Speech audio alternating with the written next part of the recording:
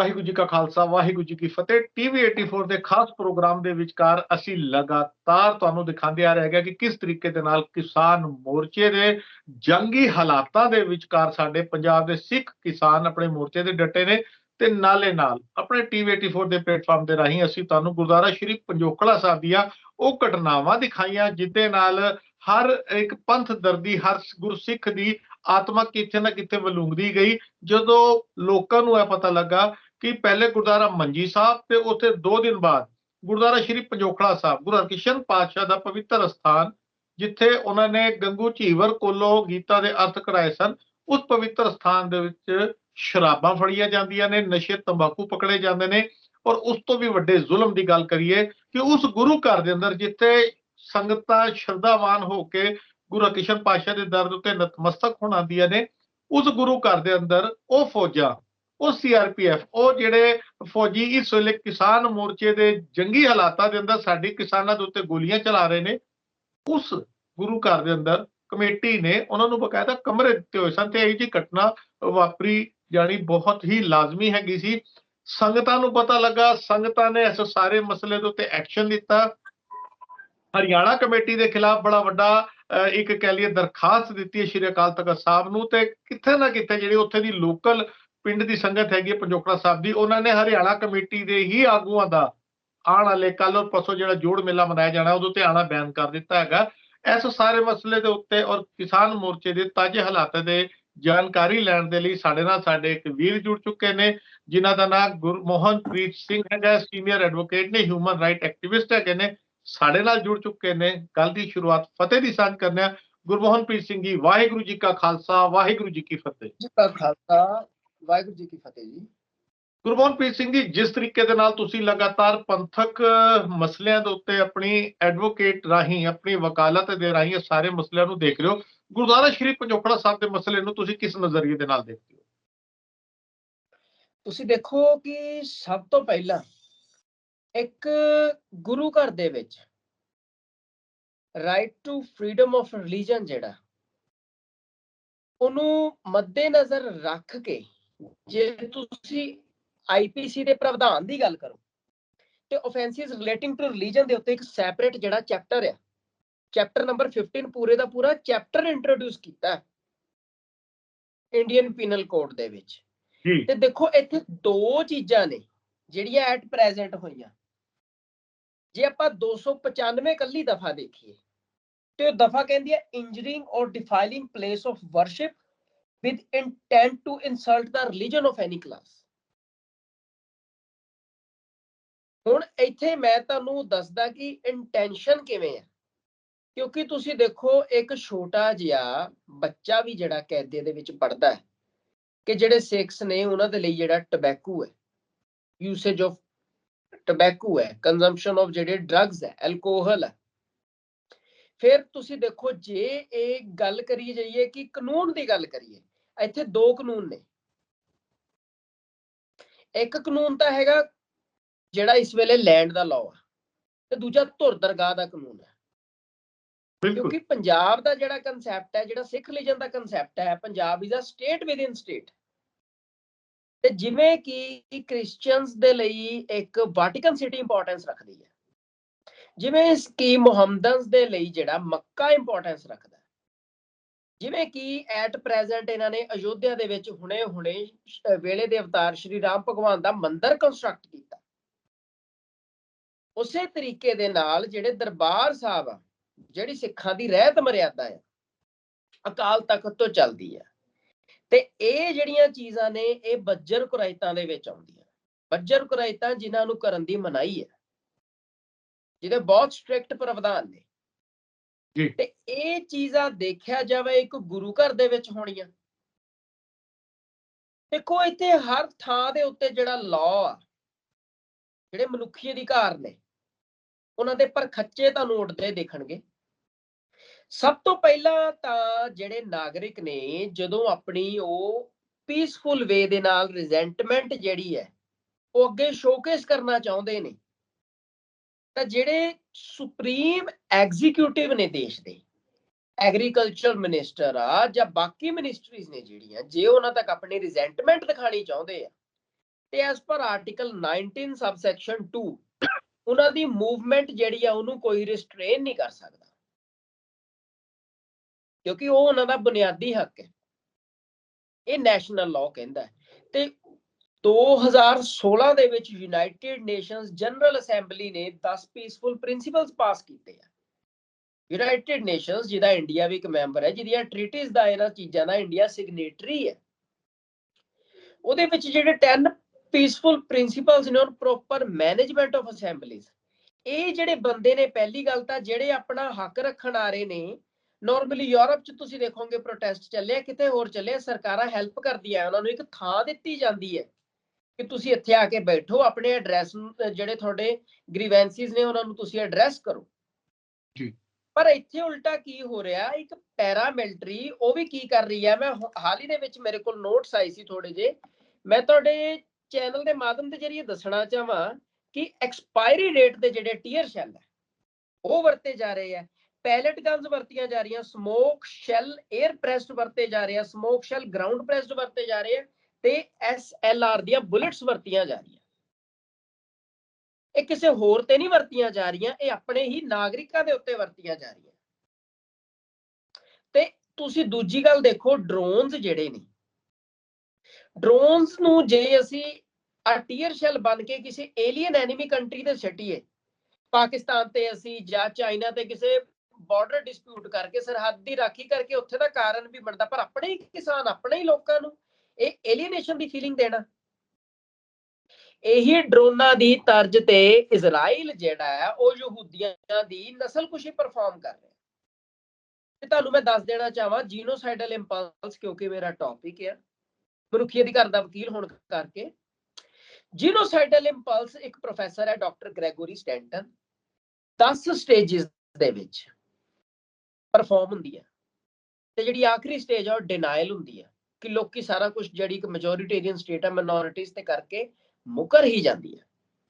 ਹੁਣ ਇੱਥੇ ਹੋ ਕੀ ਰਿਹਾ, ਗੁਰੂ ਘਰ ਜਿੱਥੋਂ ਸਿੱਖ ਸਪਿਰਿਚੁਅਲ ਵੇ ਦੇ ਨਾਲ ਐਨਲਾਈਟਮੈਂਟ ਲੈਂਦੇ ਸੀਗੇ, ਕਹਿਣ ਤੋਂ ਭਾਵ ਹੈ ਜਿਹੜੇ ਸਾਡੀ ਰੂਹਾਨੀ ਸ਼ਕਤੀ ਦੇ ਪ੍ਰਤੀਕ ਨੇ, ਜਿਵੇਂ ਤੁਸੀਂ ਪੰਜੋਖੜਾ ਸਾਹਿਬ ਦੀ ਗੱਲ ਕਰਦੇ ਹੋ, ਠੀਕ ਹੈ, ਜਿੱਥੋਂ ਤੁਸੀਂ ਇਤਿਹਾਸ ਦੱਸ ਦਿੱਤਾ ਆ ਕਿ ਇੱਕ ਉੱਚੀ ਕੁੱਲ ਦੇ ਜਾਤੀਵਾਦਕ ਗਿਆਨੀ ਦਾ ਹੰਕਾਰ ਤੋੜਨ ਦੇ ਲਈ ਮਹਾਰਾਜ ਇੱਕ ਸਧਾਰਨ ਜੇ ਛੱਜੂ ਤੋਂ ਉਹਦੀ ਪਿੱਠ ਤੇ ਛੜੀ ਰੱਖ ਕੇ ਸ਼੍ਰੀ ਭਗਵਤ ਗੀਤਾ ਦੇ ਅਰਥ ਕਰਵਾਉਂਦੇ ਆ। ਠੀਕ ਹੈ ਜੀ। ਤੇ ਅਸੀਂ ਕਹਿੰਦੇ ਹਾਂ ਸ਼੍ਰੀ ਹਰਿਕ੍ਰਿਸ਼ਨ ਧਿਆਈ ਹੈ ਜਿਸ ਡਿਠੈ ਸਭ ਦੁੱਖ ਜਾਏ।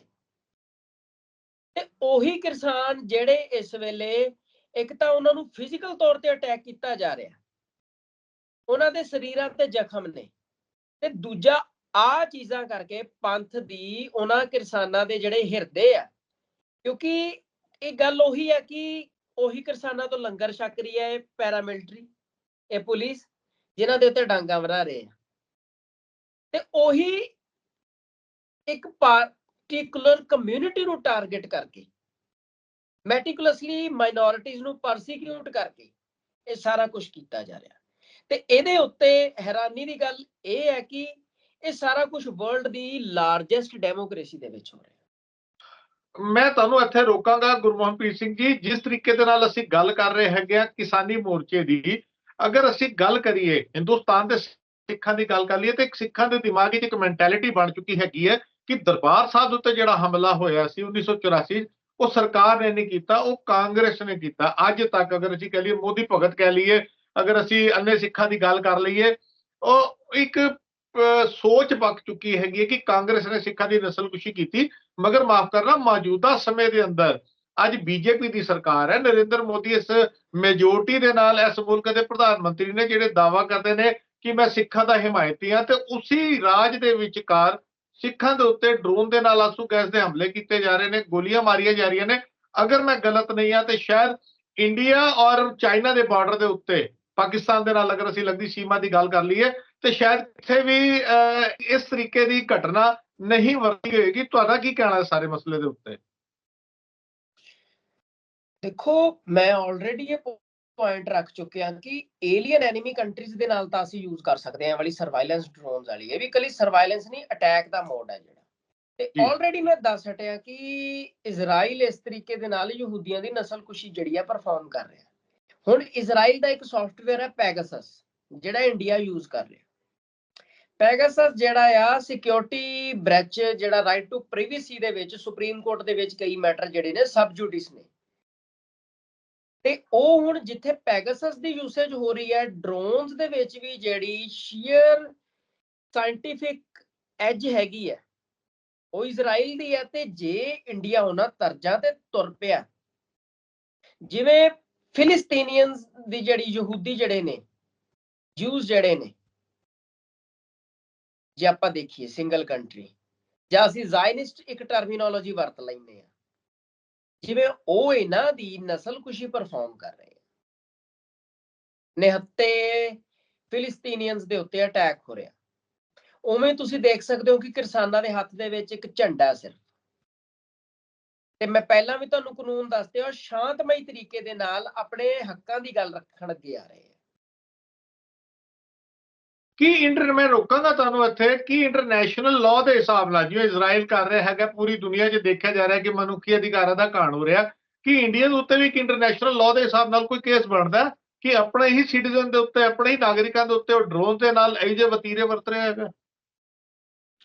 ਦੇਖੋ, ਹੈਰਾਨੀ ਦੀ ਗੱਲ ਹੈ, ਤੁਸੀਂ ਥੋੜਾ ਜਿਹਾ ਪਿੱਛੇ ਜਾ ਕੇ ਮਿਡਲ ਈਸਟ ਦੇਖੋ, ਜਿਹੜੇ ਤਾਨਾਸ਼ਾਹ ਹੋਏ ਆ, ਉਹਨਾਂ ਦੀਆਂ ਸਰਕਾਰਾਂ ਕਿਉਂ ਪਲਟੀਆਂ। ਇਹ ਹੁਣ ਬਹੁਤ ਜ਼ਿਆਦਾ ਜੇ ਆਪਾਂ ਦੇਖੀਏ, ਇਹਦੇ ਵਿੱਚ ਸਾਫ਼ ਜੀ ਇੱਕ ਗੱਲ ਹੈ ਕਿ ਲਿਬਰਟੀ, ਇਕੁਐਲਿਟੀ,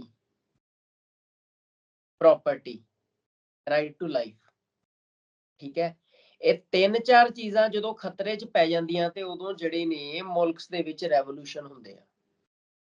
ਤੁਸੀਂ ਫ੍ਰੈਂਚ ਰੈਵੋਲੂਸ਼ਨ ਦੇਖ ਲਓ, ਰਸ਼ੀਅਨ ਰੈਵੋਲੂਸ਼ਨ ਦੇਖ ਲਓ, ਅਮਰੀਕਨ ਰੈਵੋਲੂਸ਼ਨ ਦੇਖ ਲਓ, ਸਾਰੇ ਦੇ ਸਾਰੇ ਰੈਵੋਲੂਸ਼ਨ ਉਦੋਂ ਖੜੇ ਹੋਏ ਆ ਜਦੋਂ ਸਟੇਟ ਆ 3-4 ਚੀਜ਼ਾਂ ਨੂੰ, ਨਾਗਰਿਕ ਦੀਆਂ ਨੂੰ ਸਿਕਿਉਰ ਨਹੀਂ ਕਰਾ ਪਾਈ।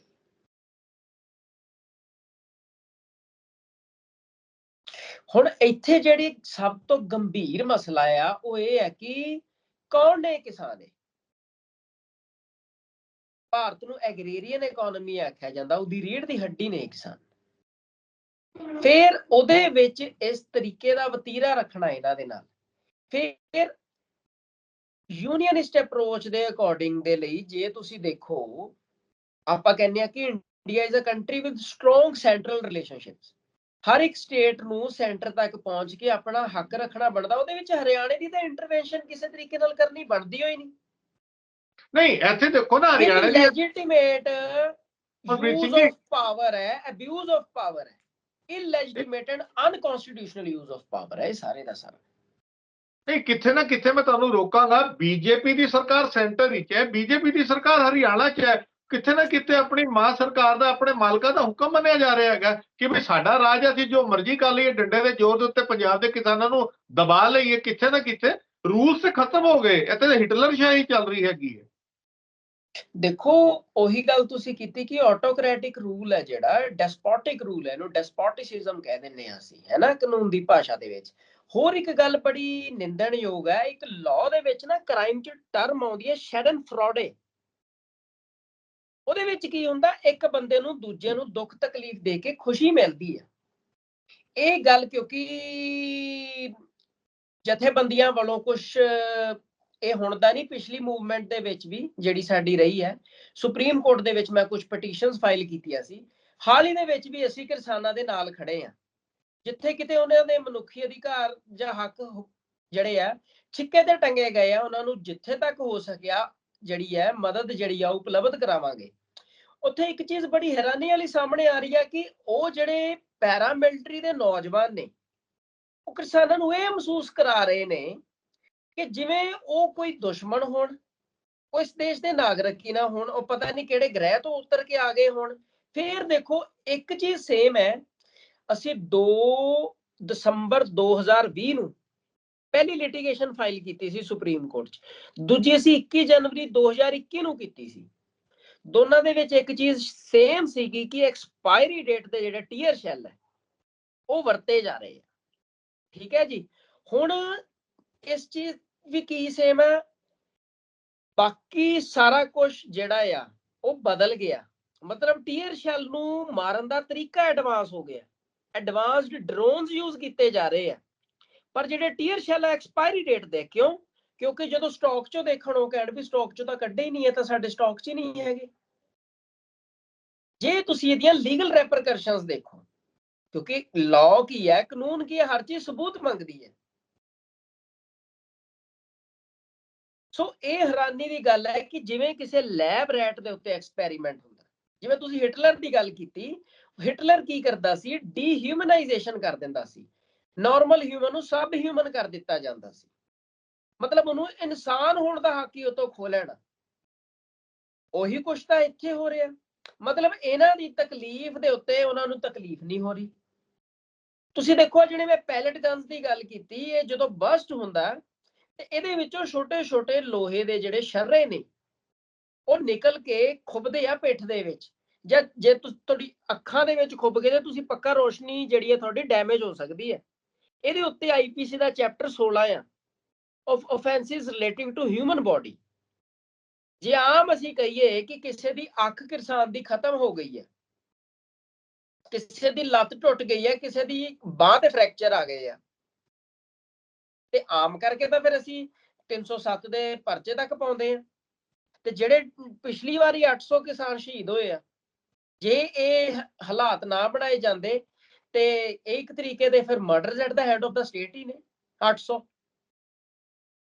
ਪੈਲਟ ਗਨ ਤੇ ਮੇਰੇ ਖਿਆਲ ਨਾਲ ਹੁਣ ਵੀ ਯੂਜ਼ ਕੀਤੀਆਂ ਜਾ ਰਹੀਆਂ ਨੇ, ਫੋਟੋਆਂ ਸੋਸ਼ਲ ਮੀਡੀਆ ਤੇ ਵਾਇਰਲ ਨੇ ਕਿ ਹੁਣ ਸ਼ੰਭੂ ਬੇਸ਼ੱਕ ਮੈਂ ਹੁਣ ਦੀ ਹੀ ਗੱਲ ਕਰ ਰਿਹਾ ਜੀ।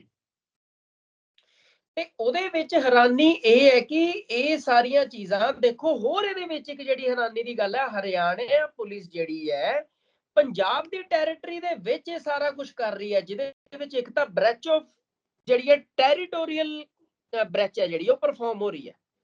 ਦੂਜੀ ਗੱਲ ਹੈ, ਉੱਥੇ ਪੰਜਾਬ ਦੀ ਪੁਲਿਸ ਖੜੀ ਹੈ,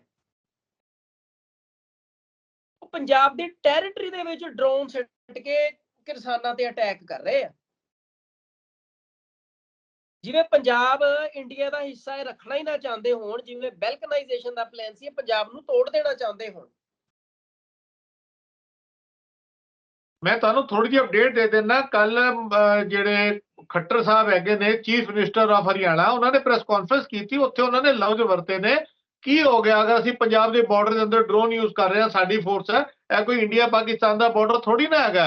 ਅਗਰ ਕਿਸਾਨ ਸਾਡੇ ਤੇ ਹਮਲਾ ਕਰ ਰਹੇ ਨੇ, ਜਾਨੀ ਹਮਲਾ ਉਹਨਾਂ ਨੇ ਲਫ਼ਜ਼ ਵਰਤਿਆ ਕਿ ਸਾਡੇ ਤੇ ਹਮਲਾ ਕਰ ਰਹੇ ਨੇ, ਤਾਂ ਡਿਫੈਂਸ ਵਿੱਚ ਆ ਕੇ ਕਿ ਸਾਡੇ ਫੌਜੀ ਦੂਸਰੇ ਇਲਾਕੇ 'ਚ ਨਹੀਂ ਜਾ ਸਕਦੇ। ਇਹ ਸਟੇਟਮੈਂਟ ਆਫੀਸ਼ੀਅਲ ਦਿੱਤੀ ਹੈ ਚੀਫ ਮਿਨਿਸਟਰ ਆਫ ਹਰਿਆਣਾ। ਮਤਲਬ ਉਹਨਾਂ ਦੇ ਨਜ਼ਰ 'ਚ ਕੁਝ ਵੀ ਗਲਤ ਨਹੀਂ ਹੈ, ਕਿਉਂਕਿ ਉਹਨਾਂ ਨੂੰ ਕੁਝ ਗਲਤ ਦਿਖ ਹੀ ਨਹੀਂ ਰਿਹਾ ਹੈਗਾ। ਦੇਖੋ, ਇਹੀ ਤਾਂ ਮਤਲਬ ਇਹ ਦੁਖਾਂਤ ਹੈ ਨਾ ਸਿਸਟਮ ਦਾ, ਕਿ ਕਹਿੰਦੇ ਕਿ ਇਹ ਇੱਕ ਪੰਜਾਬੀ ਦੀ ਛੋਟੀ ਜੀ ਅਖਾਣ ਦੇ ਵਿੱਚ ਹੀ ਮੈਂ ਖਤਮ ਕਰਾਂਗਾ ਕਿ ਨਾ ਇੱਟ ਮਾਰਦਾ ਨਾ ਲੱਤ ਮਾਰਦਾ, ਜਦੋਂ ਮਾਰਨ ਤੇ ਆਵੇ ਉਹ ਬੰਦੇ ਦੀ ਮੱਤ ਮਾਰਦਾ। ਇਹੀ ਤਾਂ ਦੁਖਾਂਤ ਆ ਕਿ ਜਿਹੜੇ ਕਿਸਾਨਾਂ ਦੇ ਸਿਰ ਤੇ ਦੇਸ਼ ਨੂੰ ਤੁਸੀਂ ਕਿੱਥੇ ਪ੍ਰੋਗਰੈਸ ਵੱਲ ਲੈ ਕੇ ਜਾ ਸਕਦੇ ਹੋ, ਉਹ ਕਿਸਾਨਾਂ ਦੇ ਨਾਲ ਆ ਵਤੀਰਾ ਹੋ ਰਿਹਾ, ਤੇ ਉਸ ਰਾਮ ਰਾਜ ਦੇ ਵਿੱਚ ਹੋ ਰਿਹਾ ਜਿਹਦਾ ਇਹ ਸੰਕਲਪ ਲੈਂਦੇ ਨੇ। ਭਗਵਾਨ ਸ਼੍ਰੀ ਰਾਮਚੰਦਰ ਨੇ ਤਾਂ ਇੱਕ ਧੋਬੀ ਦੇ ਕਹਿਣ ਦੇ ਉੱਤੇ ਆਪਣੇ ਪਿੰਡੇ ਤੇ ਸੰਤਾਪ ਹੰਢਾ ਲਿਆ ਸੀ, ਤੇ ਇੱਥੇ ਕਿੰਨੇ ਹੀ ਕਿਸਾਨ ਜਿਹੜੇ ਆ ਉਹਨਾਂ ਦੀ ਜਿਹੜੀ ਪੀੜ ਵੀ ਹੈ ਉਹ ਇਸ ਵੇਲੇ ਦੇ ਹਾਕਮਾਂ ਨੂੰ ਜਿਹੜੀ ਹੈ ਸੁਣਦੀ ਨਹੀਂ ਪਈ। ਇਹ ਬਹੁਤ ਵੱਡਾ ਜਿਹੜਾ ਦੁਖਾਂਤ ਆ। ਹੋਰ ਟ੍ਰੈਜਡੀਜ਼ ਕਿਹੋ ਜਿਹੀਆਂ ਹੁੰਦੀਆਂ, ਇਹੋ ਜਿਹੀਆਂ ਹੀ ਹੁੰਦੀਆਂ ਟ੍ਰੈਜਡੀਜ਼। ਇਹ ਪੰਜਾਬ ਨਾਲ ਕੋਈ ਪਹਿਲੀ ਵਾਰ ਨਹੀਂ ਹੋ ਰਿਹਾ, ਹਰ ਵਾਰੀ ਪੰਜਾਬ ਨਾਲ ਹੀ ਕੁਝ ਹੁੰਦਾ ਹੈ।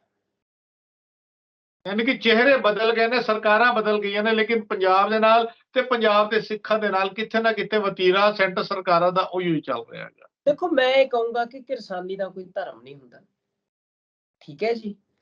ਇੱਥੇ ਜੇ ਗੱਲ ਕੀਤੀ ਜਾਵੇ ਕੱਲੇ ਪੰਜਾਬ ਦੇ ਸਿੱਖਾਂ ਦੇ ਨਾਲ ਨਹੀਂ, ਜਿਹੜਾ ਹਰਿਆਣੇ ਦਾ ਸਾਡਾ ਆਪਣਾ ਪਿਆਰਾ ਹਿੰਦੂ ਭਾਈਚਾਰਾ ਹੈ, ਠੀਕ ਹੈ, ਉਹਨਾਂ ਨਾਲ ਵੀ ਇਸ ਕਿਸਮ ਦੀਆਂ ਵਧੀਕੀਆਂ ਹੋ ਰਹੀਆਂ ਨੇ। ਤੇ ਗੱਲ ਇੱਥੇ ਧਰਮਾਂ ਤੋਂ ਉੱਤੇ ਉੱਠ ਕੇ ਤਾਨਾਸ਼ਾਹੀ ਨਿਜ਼ਾਮ ਦੇ ਖਿਲਾਫ, ਕਿਉਂਕਿ ਸਾਡੇ ਦਸ਼ਮੇਸ਼ ਪਿਤਾ ਨੇ ਪੀਰ ਬੁੱਧੂ ਸ਼ਾਹ ਨੂੰ ਵੀ ਉਨਾ ਹੀ ਪ੍ਰੇਮ ਕੀਤਾ, ਦੀਵਾਨ ਮੋਤੀ ਰਾਮ ਮਹਿਰਾ ਨੂੰ ਵੀ ਉਨਾ ਹੀ ਪ੍ਰੇਮ ਕੀਤਾ, ਤੇ ਸਾਡੇ ਲਈ ਸਾਰੇ ਸਤਿਕਾਰਯੋਗ ਆਦਰਯੋਗ ਨੇ।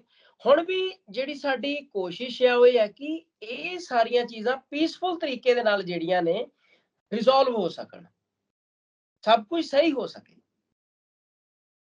ਪਰ ਉਹਦੇ ਵਿੱਚ ਜੇ ਕਿਸੇ ਦੀਆਂ ਧਾਰਮਿਕ ਭਾਵਨਾਵਾਂ ਨੂੰ ਇਸ ਤਰੀਕੇ ਨਾਲ ਆਹਤ ਕੀਤਾ ਜਾਊਗਾ ਤੇ ਸਾਡੇ ਉਹ ਗੁਰੂ ਘਰ ਜਿਹੜੇ ਗਰੀਬ ਗਊ ਦੀ ਰੱਖਿਆ ਦੇ ਲਈ ਸਰਾਵਾਂ ਬਣੀਆਂ, ਉੱਥੇ ਆ ਕੇ ਤੁਸੀਂ ਉਹ ਫੋਰਸਿਸ ਨੂੰ ਆਪਣੇ ਹੀ ਲੋਕਾਂ ਦੇ ਉੱਤੇ ਅਟੈਕ ਕਰਨ ਦੇ ਲਈ ਕਹੋਗੇ। ਤੁਸੀਂ ਥੋੜਾ ਜਿਹਾ ਪਿੱਛੇ ਚੱਲ ਜਾਓ, ਜਦੋਂ ਇੰਦਰਾ ਗਾਂਧੀ ਨੇ ਐਮਰਜੈਂਸੀ ਲਵਾਈ ਸੀ, ਜਿਹਨੂੰ ਅੱਜ ਤੱਕ ਇਹ ਨਿੰਦਦੇ ਆ, ਉਸ ਵੇਲੇ ਉਹਦੀ ਮੇਜਰ ਸ਼ਾਹ ਬੇਗ ਦੇ ਨਾਲ ਕੀ ਰਿਫਟ ਸੀਗਾ? ਇੰਨਾ ਕੀ ਰਿਫਟ ਸੀ ਨਾ, ਉਹ ਕਹਿੰਦਾ ਵੀ ਆਪਣੇ ਲੋਕਾਂ ਦੇ ਮਿਲਟਰੀ ਚੜਾਉਣੀ ਆ, ਕਦੇ ਵੀ ਨਹੀਂ, ਮੈਂ ਭੁੱਲ ਕੇ ਨਹੀਂ ਚੜਾਉਂਗਾ। ਜੇ ਤਾਂ ਆਪਾਂ ਦੇਖ ਲਈਏ ਕਿ ਉਹੀ ਆਪਾਂ ਥੋੜੇ ਜਿਹੇ ਇਤਿਹਾਸ ਚੱਲ ਜਾਈਏ ਪਿੱਛੇ, ਜਿਹੜਾ ਵਾਰ ਹੀਰੋ ਸੀਗਾ, ਜਿਹੜਾ ਆਪਰੇਸ਼ਨ ਮੁਕਤੀ ਬਾਹਿਨੀ ਨੂੰ ਲੀਡ ਕਰਦਾ ਹੈ, ਇੰਡੀਆ ਨੂੰ ਇੱਕ ਸਟ੍ਰੈਟੇਜਿਕ ਐਜ ਦਵਾ ਕੇ ਬੰਗਲਾਦੇਸ਼ ਨੂੰ ਆਪਣਾ ਲਿਬਰੇਸ਼ਨ ਵੱਲ ਲੈ ਕੇ ਜਾਂਦਾ, ਕੌਣ ਸੀ ਉਹ? Shah Beg Singh, major general rank ਦਾ ਆਫੀਸਰ ਜਿਹੜਾ ਰਹਿੰਦਾ। ਸੋ ਇੱਥੇ ਸੁਹਿਰਦਤਾ ਜਿਹੜੀ ਹੈ, ਦੇਖੋ ਤੁਹਾਡਾ ਅੰਦਰ ਕਿਹੋ ਜਿਹਾ ਉਹ ਡਿਫਾਈਨ ਕਰਦਾ। ਹੁਣ ਖੱਟੜ ਸਾਹਿਬ ਦਾ ਅੰਦਰ ਜੇ ਪੰਜਾਬ ਦੇ ਨਾਲ ਇੰਨੀ ਨਫ਼ਰਤ ਕਰਦਾ, ਕਿਹੜੇ ਮੂੰਹ ਨਾਲ ਇੱਥੇ ਆ ਕੇ ਕਹਿੰਦੇ ਨੇ ਕਿ ਮੇਰੇ ਪੁਰਖੇ ਬਾਬਾ ਬੰਦਾ ਸਿੰਘ ਬਹਾਦਰ ਦੇ ਵੰਸ਼ਜ ਸੀਗੇ, ਉਹਨਾਂ ਦੇ ਨਾਲ ਜੰਗਾਂ 'ਚ ਰਹੇ ਆ। ਮੈਂ ਤੁਹਾਨੂੰ ਗਰੰਟੀ ਨਾਲ ਕਹਿ ਸਕਦਾ ਕਿ ਕਿਸੇ ਖਾਲਸਾ ਫੌਜ ਦੇ ਨਾਲ ਜਿਹੜੇ ਬੰਦੇ ਰਹੇ ਹੋਣਗੇ, ਉਹਨਾਂ ਦੀ ਸੋਚ ਐਡੀ ਜ਼ਿਆਦਾ ਘਟੀਆ ਤੇ ਨਫ਼ਰਤ ਵਾਲੀ ਨਹੀਂ ਹੋ ਸਕਦੀ। ਔਰ ਇਹ ਕਿਸਾਨ ਉਹੀ ਨੇ ਜਿਹੜੇ ਡਾਂਗਾ ਖਾ ਕੇ ਵੀ ਲੰਗਰ ਛਕਾ ਰਹੇ ਆ। ਤੁਸੀਂ ਵੀਡੀਓਜ਼ ਦੇਖ ਸਕਦੇ ਹੋ, ਇੱਕ ਬਜ਼ੁਰਗ ਬਾਪੂ ਸੜਕ ਤੋਂ ਸਫਾਈ ਕਰ ਰਿਹਾ। ਪਿਛਲੀ ਵਾਰ ਵੀ ਜਦੋਂ ਇਹਨਾਂ ਦੀਆਂ ਸਾਰੀਆਂ ਮੰਗਾਂ ਮੰਨੀਆਂ ਗਈਆਂ, ਸਾਰੀ ਫੁੱਲ ਸਫਾਈ ਕਰਕੇ ਕਿਸਾਨ ਉੱਥੋਂ ਉੱਠ ਕੇ ਗਏ ਨੇ। ਹਾਲਾਂਕਿ ਕਿੰਨੇ ਕਿਸਾਨ ਜਿਹੜੇ ਨੇ, ਮੈਂ ਤੁਹਾਨੂੰ ਹੁਣ ਹੀ ਦੱਸ ਦਿੰਦਾ, ਮੇਰੇ ਕੋਲ ਡਾਟਾ ਹੀ ਆਇਆ ਹੋਇਆ, ਤੁਹਾਡੇ ਮੀਡੀਆ ਦੇ ਜਰੀਏ ਮੈਂ ਦੱਸ ਦੇਣਾ, ਕਿਉਂਕਿ ਅਸੀਂ ਕੁਝ ਲਾਅ ਦੀਆਂ ਐਵੀਡੈਂਸਸ ਇਕੱਠੀਆਂ ਕਰ ਰਹੇ ਹਾਂ। ਮੈਂ ਤੁਹਾਨੂੰ ਦੱਸਦਾ ਕਿ ਸਾਡੇ ਕੋਲ ਇੱਕ ਕਿਸਾਨ ਦਾ ਪੁੱਤ ਆ, ਉਹਦਾ ਨਾਮ ਆ ਜੀ, ਇੱਕ ਸਕਿੰਟ ਦਿਓ ਮੈਨੂੰ ਸਿਰਫ, ਹਰਪ੍ਰੀਤ ਸਿੰਘ। ਠੀਕ ਹੈ ਜੀ। ਹਰਪ੍ਰੀਤ ਸਿੰਘ ਦੇ ਜਿਹੜੇ ਪਿਤਾ ਜੀ ਸੀਗੇ, ਠੀਕ ਹੈ, ਸਰਦਾਰ ਨਾਇਬ ਸਿੰਘ, ਉਹ ਪਿਛਲੀ ਵਾਰੀ ਜਿਹੜੇ ਆ ਇਸ ਮੂਵਮੈਂਟ ਦੇ ਵਿੱਚ ਸ਼ਹੀਦ ਹੋਏ ਆ। ਉਹਨਾਂ ਦੀ ਜਿਹੜੀ ਸਿਹਤ ਜਿਹੜੀ ਆ ਉਹ ਖਰਾਬ ਹੋ ਗਈ, ਉਹਨਾਂ ਦੀ ਚੈਸਟ 'ਚ ਇਨਫੈਕਸ਼ਨ ਹੋ ਗਈ, ਕਿਉਂਕਿ ਕੋਵਿਡ ਤੋਂ ਬਾਅਦ ਕਿਸਾਨਾਂ ਨੂੰ ਇੱਥੇ ਆ ਕੇ ਮਜਬੂਰੀ ਬਹਿਣਾ ਪਿਆ। ਉਹੀ ਹਰਪ੍ਰੀਤ ਸਿੰਘ ਦੇ ਲੱਤ ਦੇ ਉੱਤੇ ਟੀਅਰ ਸ਼ੈਲ ਸਿੱਧਾ ਆ ਕੇ ਵੱਜਿਆ ਤੇ ਉਹਦੇ ਫੈਟਲ ਇੰਜਰੀ ਜਿਹੜੀ ਆ ਹੋ ਗਈ ਹੈ। ਸੋ ਇੱਕ ਨਸਲ ਤੋਂ ਦੂਜੀ ਨਸਲ ਤੱਕ, ਜੇ ਨਸਲ ਕੁਸ਼ੀ ਦੀ ਮੈਂ ਗੱਲ ਕਿਉਂਕਿ ਸਾਡਾ ਮਰਹੂਮ ਯੋਧਾ ਦੀਪ ਸਿੱਧੂ ਕਹਿੰਦਾ ਹੁੰਦਾ ਸੀ ਕਿ ਗੱਲ ਕੱਲੀ ਫਸਲਾਂ ਦੀ ਨਹੀਂ ਹੈ, ਗੱਲ ਨਸਲਾਂ ਦੀ ਵੀ ਹੈ।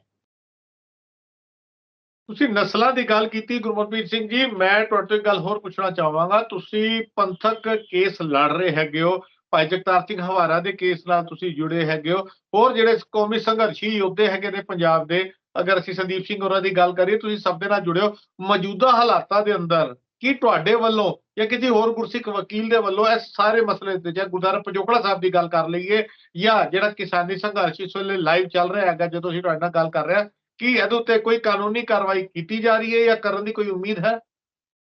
ਦੇਖੋ, ਕਾਨੂੰਨੀ ਕਾਰਵਾਈ ਤਾਂ ਅਸੀਂ ਜਿੱਥੇ ਜਿੱਥੇ ਬਣਦੀ ਲੋੜੀਂਦੀ ਕਾਨੂੰਨੀ ਮਦਦ, ਹੁਣ ਦੇਖੋ ਇਹ ਤੇ ਸਵਾਲ ਕਿੱਡਾ ਵੱਡਾ ਖੜਾ ਹੋ ਜਾਂਦਾ ਹੈ ਕਿ ਪਬਲਿਕ ਪ੍ਰਾਪਰਟੀ ਜਿਹਨੂੰ ਪ੍ਰੋਟੈਕਟ ਕਰਨ ਦੀ ਜ਼ਿੰਮੇਵਾਰੀ ਸਟੇਟ ਦੀ ਹੈ। 1984 ਦੇ ਵਿੱਚ ਬਤੌਰ ਇਹਦੇ ਉੱਤੇ ਕਾਨੂੰਨ ਬਣਿਆ ਹੋਇਆ, ਜਿਹਦੇ ਵਿੱਚ ਜੇ ਕੋਈ ਆਮ ਬੰਦਾ ਪਬਲਿਕ ਪ੍ਰਾਪਰਟੀ ਨੂੰ ਡਿਸਰਪਟ ਕਰਦਾ, ਉਹਦੇ ਲਈ 6 ਮਹੀਨੇ ਤੋਂ ਲੈ ਕੇ 5 ਸਾਲ ਤੱਕ ਦੀ ਕੈਦ ਹੈ। ਆਈਪੀਸੀ ਦੇ ਵਿੱਚ ਦਫਾ ਆ 425, ਇਹਨੂੰ ਅਸੀਂ ਮਿਸਚੀਫ ਕਹਿੰਦੇ ਆ। ਹੁਣ ਜੇ ਇੱਕ ਸਟੇਟ ਹੀ ਆਪਣੀਆਂ ਸੜਕਾਂ ਨੂੰ ਇਸ ਤਰੀਕੇ ਨਾਲ ਪੱਟ ਰਹੀ ਹੈ, ਫਿਰ ਇੱਥੇ ਕੁਐਸਚਨ ਇਹ ਹੈ ਕਿ ਜਿਹੜੇ ਆਮ ਲੋਕ ਨੇ, ਇਹ ਸਾਰੇ ਦੇ ਸਾਰੇ ਸਵਾਲ ਇਸ ਲਈ ਹੈ ਕਿਉਂਕਿ ਸਟੇਟ ਕਾਹਦੇ ਵਾਸਤੇ ਬਣਦੀ ਹੈ। ਮੈਂ ਤੁਹਾਨੂੰ ਬਾਰ-ਬਾਰ ਦੱਸ ਰਿਹਾ ਕਿ liberty, right to life, equality, property, pursuit of happiness, ਠੀਕ ਹੈ, ਇਹ ਬੁਨਿਆਦੀ ਹੱਕ ਨੇ ਸਾਡੇ। ਇਹਨਾਂ ਨੂੰ ਪ੍ਰੋਟੈਕਟ ਕਰਨ ਵਾਸਤੇ ਸਟੇਟ ਬਣਦੀ ਹੈ। ਜੇ ਸਟੇਟ ਖੁਦ ਹੀ ਇਹਨਾਂ ਚੀਜ਼ਾਂ ਦੇ ਉੱਤੇ ਆ ਕੇ ਆਪਣੇ ਲੋਕਾਂ ਦੇ, ਤੁਸੀਂ ਕਹਿ ਸਕਦੇ ਹੋ ਕਿ ਲਹੂ ਦੀ ਪਿਆਸੀ ਹੋ ਜਾਵੇ, ਜੇ ਸਟੇਟ ਜੋ ਇਸ ਵੇਲੇ ਇਸ ਬਿਹੇਵ ਤੋਂ ਦੇਖ ਰਿਹਾ,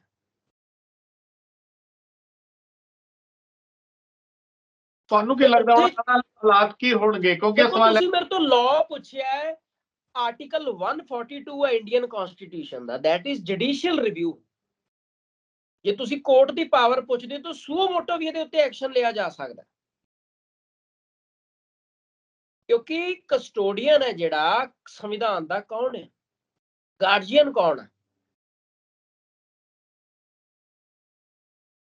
ਅਗਰ ਮੈਂ ਰੋਕਾਂਗਾ ਤੁਹਾਨੂੰ ਇੱਥੇ ਗੁਰਮੋਹਨਪ੍ਰੀਤ ਸਿੰਘ ਜੀ, ਅਗਰ ਅਸੀਂ ਗੱਲ ਕਰਦੇ ਹਾਂ, ਤੁਸੀਂ ਕਿਹਾ ਕਿ ਕੋਰਟ ਜਾਂ ਸਰਕਾਰਾਂ ਜਿਹੜੀਆਂ ਕੋਰਟ ਦੀ ਗੱਲ ਕਰੀਏ ਵੀ ਸੋ ਮੋਟੋ ਐਕਸ਼ਨ ਲੈ ਸਕਦੀਆਂ ਨੇ, ਪਰ ਕਿਤੇ ਨਾ ਕਿਤੇ ਜਦੋਂ ਵੀ ਸਿੱਖਾਂ ਦੇ ਮਨੁੱਖੀ ਹੱਕਾਂ ਦੀ ਗੱਲ ਆਉਂਦੀ ਹੈ, ਉਹਨਾਂ ਦੇ ਹੱਕਾਂ ਦਾ ਘਾਣ ਹੁੰਦਾ, ਕਿਤੇ ਨਾ ਕਿਤੇ ਸਰਕਾਰਾਂ ਵੀ ਚੁੱਪ ਹੋ ਜਾਂਦੀਆਂ ਨੇ ਤੇ ਅਦਾਲਤਾਂ ਵੀ ਚੁੱਪ ਹੋ ਜਾਂਦੀਆਂ ਨੇ। ਉਹ ਤੁਸੀਂ ਗੱਲ ਕੀਤੀ ਕਿ ਜਿਸ ਤਰੀਕੇ ਦੇ ਨਾਲ ਵੀ ਸਰਕਾਰਾਂ ਦੇ ਐਸ ਪਰ ਰੂਲ ਹੈ, ਕਹਿੰਦਾ ਹੈਗਾ ਕਿ ਸਟੇਟ ਸਰਕਾਰ ਇਸ ਤਰੀਕੇ ਦਾ ਫੈਸਲਾ ਨਹੀਂ ਲੈ ਸਕਦੀ, ਨੁਕਸਾਨ ਕਰ ਰਹੀ ਹੈਗੀ। ਅਗਰ ਅਸੀਂ ਉੱਤਰ ਪ੍ਰਦੇਸ਼ ਦੀ ਗੱਲ ਕਰੀਏ, ਯੋਗੀ ਆਦਿੱਤਿਆਨਾਥ ਦੀ ਗੱਲ ਕਰ ਲਈਏ, ਔਨ ਰਿਕਾਰਡ ਪਿਛਲੇ 1.5-2 ਸਾਲਾਂ 'ਚ ਅਸੀਂ ਦੇਖਿਆ ਜਦੋਂ ਪਹਿਲੇ ਮੌਬ ਲਿੰਚਿੰਗ ਹੁੰਦੀ ਰਹੀ ਜਾਂ ਫਿਰ ਮੁਸਲਮਾਨਾਂ ਨੂੰ ਉੱਥੇ ਟਾਰਗੇਟ ਕੀਤਾ ਜਾਂਦਾ ਰਿਹਾ, ਤੇ ਉਹਨਾਂ ਨੇ ਬਕਾਇਦਾ ਫੌਰੀ ਤੌਰ ਦੇ ਉੱਤੇ, ਚਾਹੇ ਪਥਰਾ ਦਾ ਨਾਮ ਲਿੱਤਾ ਜਾਂ ਕੋਈ ਵੀ ਗੱਲ ਕੀਤੀ, ਮੁਸਲਮਾਨਾਂ ਦੇ ਘਰਾਂ ਦੀ ਘਰਾਂ, ਕਲੋਨੀਆਂ ਦੀ ਕਲੋਨੀਆਂ ਤੋੜ ਦਿੱਤੀਆਂ ਗਈਆਂ, ਔਰ ਔਨ ਰਿਕਾਰਡ ਉਹਨਾਂ ਨੇ ਲਫ਼ਜ਼ ਵਰਤਿਆ ਕਿ ਇਹਨਾਂ ਦੀ ਭਰਪਾਈ ਅਸੀਂ ਇਹਨਾਂ ਆਤੰਕੀਆਂ ਤੋਂ ਕਰਾਂਗੇ, ਇਹ ਉਪਦਰਵੀਆਂ ਤੋਂ ਕਰਾਂਗੇ। ਇੱਕ ਪਾਸੇ ਸਰਕਾਰ ਆਮ ਬੰਦੇ ਦੇ ਉੱਤੇ ਸਵਾਲੀਆ ਨਿਸ਼ਾਨ ਚੁੱਕ ਕੇ ਬਿਨਾਂ ਕੋਰਟ ਦੀ ਕਾਰਵਾਈ ਕੀਤੇ ਉਹਨਾਂ ਦੀ ਜਾਇਦਾਦ ਨੂੰ ਖੁਰਦ-ਬੁਰਦ ਕਰ ਦਿੰਦੀ ਹੈ, ਮਿੱਟੀ 'ਚ ਮਿਲਾ ਦਿੰਦੀ ਹੈ, ਤੇ ਦੂਜੇ ਪਾਸੇ ਹਰਿਆਣਾ ਦੀ ਸਰਕਾਰ ਬਾਰਡਰ ਦੇ ਉੱਤੇ ਸੜਕਾਂ ਖੋਦ ਰਹੀ ਹੈਗੀ ਹੈ, ਲੈਂਟਰ ਦੇ ਮਸਾਲੇ ਪਾ ਰਹੀ ਹੈ, ਔਰ ਬਕਾਇਦਾ ਪੰਜਾਬ ਦੀ ਸਟੇਟ ਦੇ ਅੰਦਰ ਜਾ ਕੇ ਕਿਤੇ ਨਾ ਕਿਤੇ ਹਿਊਮਨ ਰਾਈਟਸ ਦਾ ਉਲੰਘਣ ਕਰ ਰਹੀ ਹੈ। ਤੇ ਤੁਹਾਨੂੰ ਲੱਗਦਾ ਨਹੀਂ ਕਿ ਸਿੱਖਾਂ ਦੇ ਨਾਲ ਵਤੀਰਾ ਔਰ ਦੇਸ਼ ਦੇ ਦੂਸਰੇ ਮੁਲਕ ਦੇ ਜਿਹੜੇ ਸਾਡੇ ਵਾਸੀ ਨੇ, ਚਾਹੇ ਸਾਡੇ ਹਿੰਦੂ ਭਰਾ ਨੇ, ਮੁਸਲਿਮ ਨੇ ਜਾਂ ਕ੍ਰਿਸਚਨ ਨੇ, ਸਿੱਖਾਂ ਦੇ ਨਾਲ ਵੱਖਰਾ ਹੀ ਵਤੀਰਾ ਕੀਤਾ ਜਾ ਰਿਹਾ ਹੈਗਾ? ਦੇਖੋ, ਇਹ ਤੁਹਾਡੇ ਜਿਹੜੇ ਜਜ਼ਬਾਤ ਨੇ, ਇਹਨਾਂ ਬਾਰੇ ਹੁਣ ਇੱਕ ਮੀਡੀਆ ਆਪਣੇ ਆਪ ਦੇ ਵਿੱਚ ਇੱਕ ਸਮਝ ਰੱਖਦਾ। ਜੋ ਕੁਝ ਤੁਸੀਂ ਕਹਿ ਰਹੇ ਹੋ ਬੜੀਆਂ ਸੂਖਮ ਗੱਲਾਂ ਨੇ, ਤੁਸੀਂ ਮਹਿਸੂਸ ਕਰ ਸਕਦੇ ਹੋ, ਤੇ ਕਈ ਵਾਰੀ ਇਹ ਚੀਜ਼ਾਂ ਮੀਡੀਆ ਦੇ ਪਹਿਲਾਂ ਰੂਬਰੂ ਹੁੰਦੀਆਂ ਨੇ, ਕਿਉਂਕਿ ਇਸੇ ਲਈ ਤਾਂ fourth pillar of democracy media ਨੂੰ ਆਖਿਆ ਜਾਂਦਾ। ਜੋ ਤੁਸੀਂ ਗੱਲਾਂ ਕਰ ਰਹੇ ਹੋ, ਜੇ ਇਨ ਬਿਨ ਹੈ ਤੇ ਬਹੁਤ ਵੱਡਾ ਦੁਖਾਂਤ ਆ। ਅਗਰ ਅਸੀਂ ਮੀਡੀਆ ਦੀ ਗੱਲ ਕਰਨੇ ਆ ਗੁਰਮੋਹਨ ਜੀ, ਤੇ ਤੁਸੀਂ ਦੇਖੋ ਪਿਛਲੇ 3 ਦਿਨਾਂ ਦੇ ਅੰਦਰ ਅੰਦਰ ਜਿਹੜੇ ਪਰਸਨਲ ਆਈਡੀ, ਜਿਹੜੇ ਟਵਿੱਟਰ ਟੂ ਟਰੈਕਟਰ ਦੀ ਗੱਲ ਕਰ ਲਈਏ, ਜਿਹੜੇ ਕਿਸਾਨੀ ਮੋਰਚੇ ਨਾਲ ਜੁੜੇ ਪੇਜ ਨੇ, ਉਹਨਾਂ ਦੇ ਨਵੇਂ ਪੇਜਾਂ ਨੂੰ ਵੀ ਸੋਸ਼ਲ ਮੀਡੀਆ ਦੇ ਉੱਤੇ ਬੈਨ ਕਰ ਦਿੱਤਾ ਗਿਆ। ਦਿੱਲੀ ਦੀ ਗੱਲ ਕਰ ਲਈ, ਕਿਉਂਕਿ ਮੈਂ ਤੁਹਾਡੇ ਨਾਲ ਇਸ ਵੇਲੇ ਦਿੱਲੀ ਤੋਂ ਜੁੜਿਆ ਹੈਗਾ, ਦਿੱਲੀ ਦੇ ਅੰਦਰ ਇੰਡੀਵਿਜੂਅਲ ਆਈਡੀਜ਼ ਵੀ ਨੇ ਜਿਹੜੀਆਂ, ਜਾਂ ਜਿਹੜੇ ਪੇਜ ਨੇ ਜਿਹੜੇ ਕਿਸਾਨ ਮੋਰਚੇ ਦੀ ਖਬਰਾਂ ਇਮਾਨਦਾਰੀ ਨਾਲ ਦਿਖਾ ਰਹੇ ਨੇ, ਪਿਛਲੇ 2 ਦਿਨਾਂ ਦੇ ਅੰਦਰ ਉਹਨਾਂ ਦੇ ਪੇਜ, ਉਹਨਾਂ ਦੀ ਫੇਸਬੁੱਕ ਆਈਡੀਜ਼ ਤੱਕ ਨੂੰ ਬਲੌਕ ਕਰ ਦਿੱਤਾ ਗਿਆ। ਔਰ ਕਮਾਲ ਦੀ ਗੱਲ ਹੈ, ਫੇਸਬੁੱਕ ਦੀ ਅਗਰ ਅਸੀਂ ਗੱਲ ਕਰਦੇ ਹੈਗੇ ਆ ਜਾਂ ਕਿਸੇ ਵੀ ਹੋਰ ਸੋਸ਼ਲ ਮੀਡੀਆ ਪਲੇਟਫਾਰਮ ਦੀ ਗੱਲ ਕਰਦੇ ਆ, ਤਾਂ ਅਪੀਲ ਦਾ ਟਾਈਮ ਦਿੰਦਾ, 2 ਦਿਨ ਦੀ ਬਲੌਕੇਜ ਹੁੰਦੀ ਹੈ, 5 ਦਿਨ ਦੀ ਬਲੌਕੇਜ ਹੁੰਦੀ ਹੈ, 7 ਦਿਨ ਦੀ ਹੁੰਦੀ ਹੈ। ਮਗਰ ਹੁਣ ਜੋ ਕੁਝ ਹੋ ਰਿਹਾ, ਸਿੱਧਾ ਆਈਡੀਆ ਹੀ ਗਾਇਬ ਹੋ ਰਹੀਆਂ ਨੇ। ਮਤਲਬ ਕਹਿਣਾ ਨਹੀਂ ਚਾਹੀਦਾ, ਮਗਰ ਸੱਚਾਈ ਹੈ। ਸੋਸ਼ਲ ਮੀਡੀਆ ਦੇ ਜਿਹੜੇ ਪਲੇਟਫਾਰਮ ਨੇ, ਫੇਸਬੁੱਕ ਦੀ ਗੱਲ ਕਰ ਲਈਏ, ਇੰਸਟਾ ਦੀ ਗੱਲ ਕਰ ਲਈਏ, ਟਵਿੱਟਰ ਦੀ ਗੱਲ ਕਰ ਲਈਏ, ਉਹ ਕਿਤੇ ਨਾ ਕਿਤੇ ਇੰਡੀਅਨ ਸਰਕਾਰਾਂ ਦੇ ਹੱਥ 'ਚ ਹੀ ਚੱਲ ਰਿਹਾ। ਇੱਕ ਆਈਟੀ ਸੈੱਲ ਦੇ ਦਫ਼ਤਰ 'ਚ ਬੈਠੇ ਬੰਦੇ ਜਦੋਂ ਮਰਜ਼ੀ ਕਿਸੇ ਵੀ ਸੱਚ ਬੋਲਣ ਵਾਲੀ ਆਵਾਜ਼ ਨੂੰ ਦਬਾਉਣ ਦੇ ਲਈ ਉਹਨਾਂ ਦੀ ਆਈਡੀਆ ਤੱਕ ਨੂੰ ਡਿਲੀਟ ਕਰ ਰਹੇ ਹੈਗੇ ਨੇ, ਤੇ ਕਿੱਥੇ ਡੈਮੋਕ੍ਰੇਸੀ ਰਹਿ ਗਈ ਤੇ ਕਿੱਥੇ ਆਜ਼ਾਦੀ ਰਹਿ ਗਈ ਸਾਡੀ? ਦੇਖੋ, ਇਹੀ ਦਿਖਾਂਤਾ ਇਸ ਵੇਲੇ ਜਿਹੜੀਆਂ ਸਰਕਾਰਾਂ ਚੱਲ ਰਹੀਆਂ, ਉਹ ਐਂਟੀ ਪੀਪਲ ਹੋ ਚੁੱਕੀਆਂ, ਉਹ ਲੋਕਾਂ ਦੇ ਖਿਲਾਫ ਹੋ ਚੁੱਕੀਆਂ। ਤੇ ਜਿਵੇਂ ਤੁਸੀਂ ਦੱਸਿਆ ਕਿ freedom of speech and expression ਜਿਹੜਾ ਆ, ਉਹ ਇਸ ਵੇਲੇ ਬਹੁਤ ਜ਼ਿਆਦਾ ਖਤਰੇ 'ਚ ਆ ਗਿਆ। ਜਿਹੜੀਆਂ ਸਿਵਲ ਲਿਬਰਟੀਜ਼ ਨੇ, ਉਹ ਕਰਟੇਲ ਹੋ ਰਹੀਆਂ ਸਿਟੀਜ਼ਨਸ ਦੀਆਂ। ਤੇ ਇਹਨਾਂ ਸਾਰੀਆਂ ਚੀਜ਼ਾਂ ਦੇ ਉੱਤੇ ਜਦੋਂ ਹੁਣ ਦੂਜੀ ਗੱਲ ਹੁੰਦੀ ਹੈ ਕਿ ਇਹਦੇ ਵਿੱਚ ਜ਼ਿੰਮੇਵਾਰ ਨਾਗਰਿਕਾਂ ਨੂੰ ਅੱਗੇ ਆਉਣਾ ਪੈਣਾ। ਜਿਵੇਂ ਹੁਣ ਤੁਸੀਂ ਸਭ ਤੋਂ ਪਹਿਲਾਂ ਪੰਜੋਖੜਾ ਸਾਹਿਬ ਦੀ ਗੱਲ ਕੀਤੀ, ਮੈਂ ਤੁਹਾਡੇ ਚੈਨਲ ਦੇ ਜ਼ਰੀਏ ਅਪੀਲ ਕਰਦਾ ਸੰਗਤ ਨੂੰ, ਕੋਈ 5 ਨਾਨਕ ਨਾਮ ਲੈਵਾ ਸਿੱਖ ਜਿਹੜੇ ਹਰਿਆਣੇ ਨੂੰ ਬਿਲੋਂਗ ਕਰਦੇ ਆ, ਠੀਕ ਹੈ, ਉਹ ਵਫਦ ਲੈ ਕੇ ਆਉਣ। ਠੀਕ ਹੈ ਜੀ। ਸਭ ਤੋਂ ਪਹਿਲਾਂ ਤਾਂ ਇਸ ਚੀਜ਼ ਦੇ ਉੱਤੇ ਮੇਰੀ ਅਕਾਲ ਤਖਤ ਦੇ ਜਥੇਦਾਰ ਸਾਹਿਬ ਨੂੰ ਬੇਨਤੀ ਹੈ, ਤੇ ਉਹਨਾਂ ਨੂੰ ਹੱਥ ਜੋੜ ਕੇ ਬੇਨਤੀ ਹੈ, ਤੁਹਾਡੇ ਚੈਨਲ ਦੇ ਜ਼ਰੀਏ ਬੇਨਤੀ ਹੈ, ਕਿ ਉਹ ਆਪਣਾ ਜਿਹੜਾ ਟੀਚਾ ਆ, ਕਿ ਇੱਕ ਵੇਲਾ ਹੁੰਦਾ ਸੀ ਅਕਾਲੀ ਫੂਲਾ ਸਿੰਘ ਜੀ ਦਾ, ਕਿ ਉਹ ਉਹਨਾਂ ਦੇ ਕਿਰਦਾਰ ਤੋਂ, ਕਿਉਂਕਿ ਉਸ ਇਸ ਵੇਲੇ ਚੇਅਰ ਤੇ ਬੈਠੇ ਆ, ਜਿਹੜੀ ਡਾਇਰੈਕਟ ਗੁਰੂ ਹਰਗੋਬਿੰਦ ਸਾਹਿਬ 6ਵੇਂ ਪਾਤਸ਼ਾਹ ਦੀ ਐਸਟੈਬਲਿਸ਼ ਕੀਤੀ ਚੇਅਰ ਆ, ਜਿਹੜੀ ਸਾਨੂੰ ਸਪਿਰਿਚੁਅਲ ਰਿਆਲਮ ਦੇ ਨਾਲ ਪੋਲੀਟੀਕਲ ਰਿਆਲਮ ਦੇ ਵਿੱਚ ਵੀ ਹੋਲਡ ਕਰਾਉਂਦੀ ਆ। ਮੀਰੀ ਤੇ ਪੀਰੀ ਦਾ ਜਿਹੜਾ ਸਿਧਾਂਤ ਆ, ਉਹ ਇਸ ਵੇਲੇ ਆਪਣੀ ਜਿਹੜੀ ਪੋਜੀਸ਼ਨ ਤੇ ਬੈਠੀ ਆ ਉਹਨੂੰ ਰੈਕੋਗਨਾਈਜ਼ ਕਰਨ, ਤੇ ਉਹ ਇਹਦਾ ਜਿਹੜਾ ਐਕਸ਼ਨ ਆ ਸਭ ਤੋਂ ਪਹਿਲਾਂ ਤਾਂ ਅਕਾਲ ਤਖਤ ਦੇ ਜਥੇਦਾਰ ਸਾਹਿਬ ਨੂੰ ਲੈਣਾ ਚਾਹੀਦਾ। ਔਰ ਦੂਜੀ ਗੱਲ ਹੈ 295 ਬੜੀ ਛੋਟੀ ਜਿਹੀ ਦਫਾ ਹੈ 295 ਜੋ ਇਸ ਵੇਲੇ ਹੋ ਰਿਹਾ, ਜਿਸ ਪਰਪਸ ਦੇ ਲਈ ਇਹ ਇੰਸਟੀਟਿਊਸ਼ਨਸ ਬਣਦੀਆਂ, ਤੇ ਇਹ ਕੋਈ ਪਹਿਲੀ ਵਾਰ ਸਿੱਖ ਗੁਰਧਾਮਾਂ ਦੇ ਨਾਲ ਨਹੀਂ ਹੋਇਆ। ਇੱਥੇ ਨਰੈਣ ਨੂੰ ਮਹੰਤ ਅਰਗੇ ਕਈ ਜਿਹੜੇ ਨੇ ਅੱਗੇ ਵੀ ਕਾਬਜ ਹੋਏ ਨੇ, ਤੇ ਲੋਕਾਂ ਦੇ ਸੰਗਤ ਦੇ ਇਕੱਠ ਅੱਗੇ, ਅਰਦਾਸ ਦੇ ਅੱਗੇ, ਉਹ ਧੁਰ ਦਰਗਾਹ ਦੇ ਜਿਹੜੇ ਮਹਾਰਾਜ ਦੀ ਓਟ ਆਸਰਾ ਉਹਦੇ ਅੱਗੇ ਕੋਈ ਟਿਕ ਨਹੀਂ ਸਕਿਆ।